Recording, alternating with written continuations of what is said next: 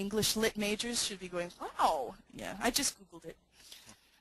It's not mine. Okay, so your answers.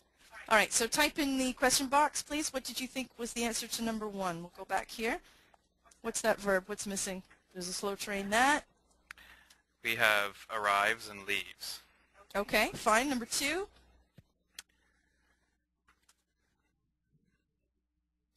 Both. Permanent. Okay. Most people are saying permanent. Okay, all right. 3?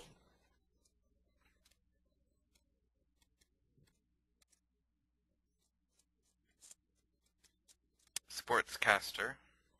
Good. Announcer, audience, and report.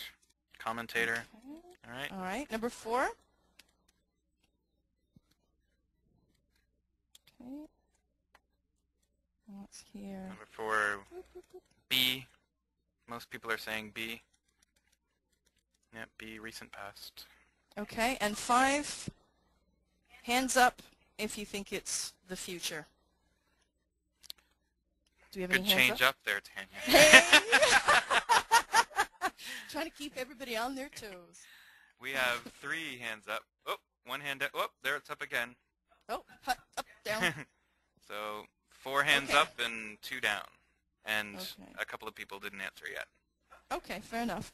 All right, now, just to kind of let you know how I often do this in class, because I don't usually do this over the internet, but what you can do is you can cut all of these contexts come from the activity called mini context from the book, and what you can do is blow them up kind of quite big, chop them up so you've got 11 different contexts that you post around the classroom, and students walk around in pairs just answering these questions.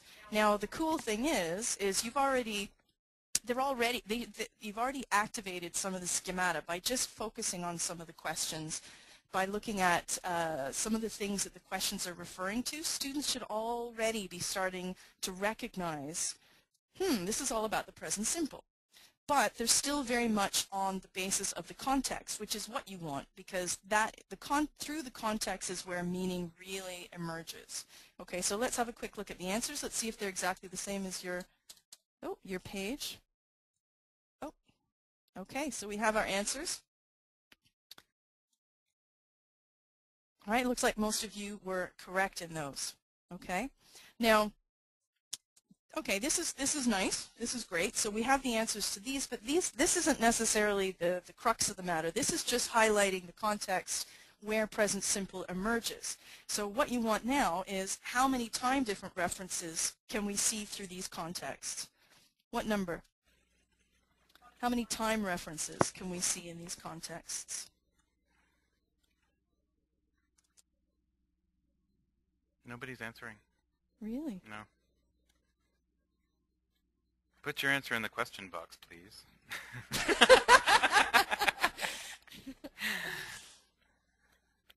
3, 5.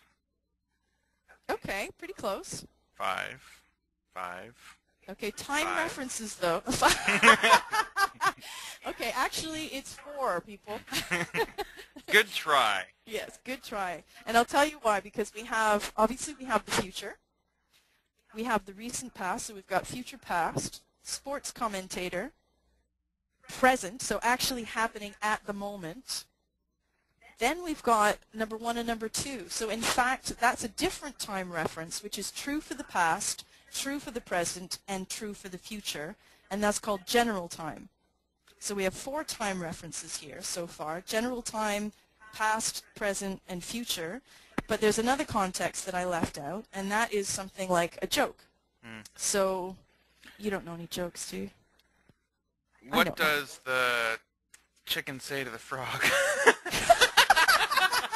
Did you just make I that totally up? did just make that up. Oh, that's so lame. Oh, my goodness.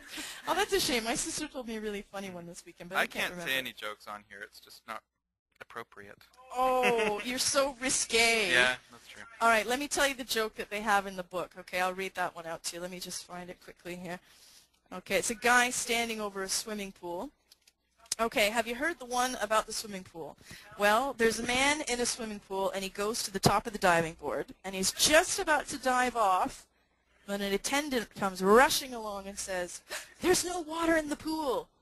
"That's all right," says the man. "I can't swim anyway." Yeah, my little made-up joke was lame. Yeah, well, yeah. Well, did you have a cool No, punchline? never mind. Yeah, it was lame. Let's move on. Okay, so anyway, this is an example of another time reference which we often forget to kind of mention, and it's because it's no time. There is no reality to it, and often when we're talking about fictitious events, things like jokes or, for example, like someone mentioned earlier, literature, when it is not a documentary, it's not a biography, we often slip into the present tenses because it's fiction. It doesn't exist in time. So the 5 different time references are no time, general time, past, present, and future. So in fact, the present simple actually has very little to do with just the present. Blowing my mind. Hey, that's what I'm here for. Okay, so let's go on as well, because we also need to think about the functions. So what functions do these 5 examples fulfill? Because I said there were 13. There's 13 different uses. Can you identify any of the functions from these 5? What do you think? Put something in the question box for Tyson to read out to me.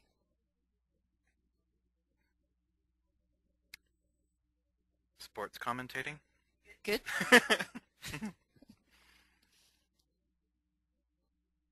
Things that always happen. Yeah. Reporting scheduled events. Okay, nice. Okay, so here we go. The uses.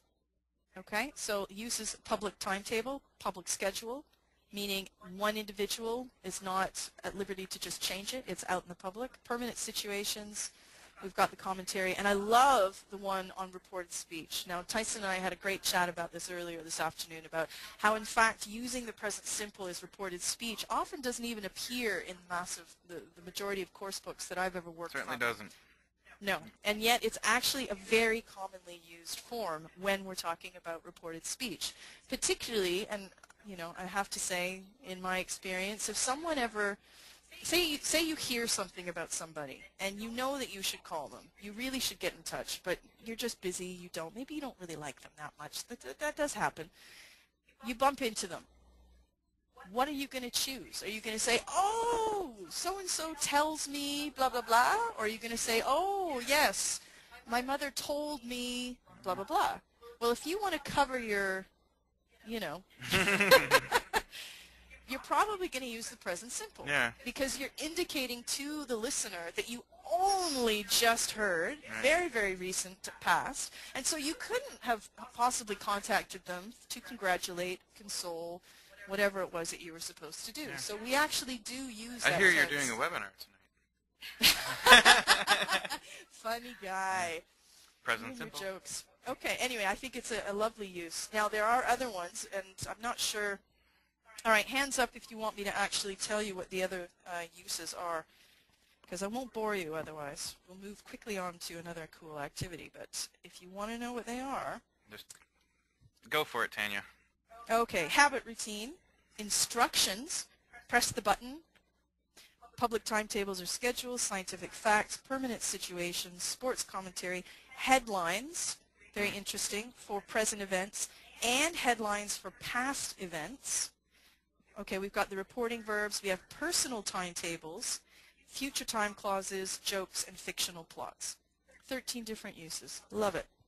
Okay, now also, you know, advanced level students love it too, because a lot of this stuff might be familiar, but again, if they're working through this stuff and you're asking them what they think, it's much more engaging, it's much more, you know, much more challenging, mentally challenging.